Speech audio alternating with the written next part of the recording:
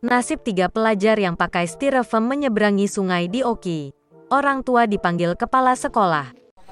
Saya Kepala SDN 1 Kola 12 mau menceritakan tentang keadaan desa Kola 12. Ini sungai Kola 12 yang tempo hari bermasalah, jadi anak-anak yang viral makai styrofoam itu sekolahnya.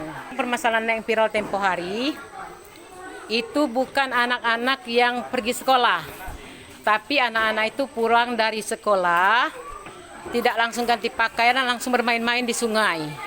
Kebetulan ada yang keganjenan, anak-anak itu disodan langsung dipiralkan.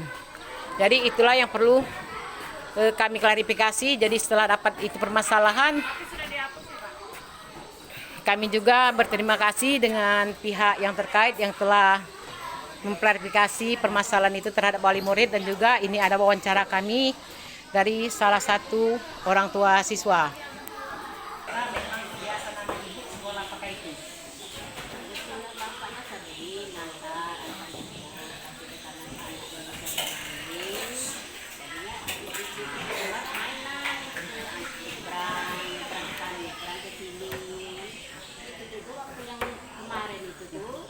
yang viral itu bukannya pergi sekolah, itu juga pulang dari sekolah.